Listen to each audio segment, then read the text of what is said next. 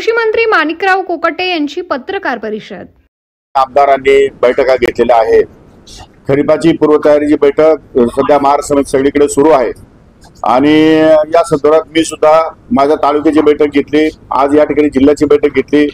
काल परवा 2 दिवसापूर्वी मी नंदुरबारला पालकमंत्री होतो, तिथली या ठिकाणी बैठक घेतली खरीपाची। आणि परवा माननीय मुख्यमंत्री आणि अनेक मंत्री महोदय आणि राज्यातील सर्व IPS IAS अधिकारी यांच्या कलेक्टर या जिल्हाधिकाऱ्यांची मोठी बैठक खरीपाची बैठक या ठिकाणी घेणार आहोत।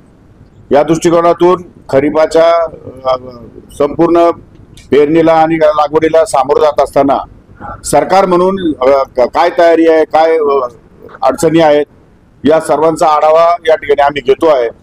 बहुतेक आढावा पूर्ण झालेला आहे आणि जवळपास शेतकऱ्यांना अपेक्षित असलेली जे काही खते, बी बियाणे, औषधे हे सर्व स्टॉक मध्ये या ठिकाणी बऱ्यापैकी आलेलं आहे। एक 2-4 दिवसामध्ये 100% स्टॉक उपलब्ध होईल आणि पूर्णपणे खरीपाला या ठिकाणी अडचण येणार नाही अशी माझी या ठिकाणची धारणा आहे। नंबर 2, महाराष्ट्रामध्ये 5 मे पासून जवळपास आज तागायत किंवा याही पुढे अजून अवकाळी पाऊस सुरू आहे आणि या अवकाळी पावसामुळे जवळपास 26-27 हजार हेक्टर क्षेत्र हे या ठिकाणी बाधित झालेलं आहे।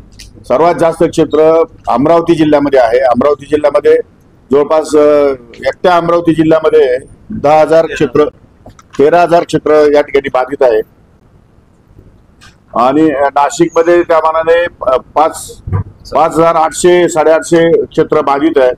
त्यामुळे मोठ्या प्रमाणावरती या ठिकाणी क्षेत्र बाधित आहे। त्या ठिकाणच्या सर्व कृषी अधिकाऱ्याला, जिल्हाधिकाऱ्यांना सूचना दिलेल्या आहेत सक्त की तात्काळ पंचनामे करावे आणि शासनाला या ठिकाणी पाठवावे अशा प्रकारचे आदेश देण्यात आलेले आहेत। DAP आणि युरिया या संदर्भामध्ये या कंपन्यांनी मोठ्या प्रमाणामध्ये या ठिकाणी बफर स्टॉक केलेला आहे।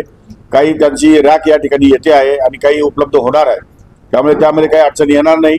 परंतु कोणत्याही परिस्थितीमध्ये लिंकिंग थांबवावं लागेल अशा प्रकारच्या सक्त सूचना माननीय केंद्रीय मंत्री श्री शिवराज सिंग चौहान साहेब, माननीय मुख्यमंत्री श्री देवेंद्रजी फडणवीस साहेब आणि मी आमची त्या ठिकाणी जी बैठक झाली नागपूरला, त्या बैठकीमध्ये स्ट्रिक्ट सूचना दिलेल्या आहेत।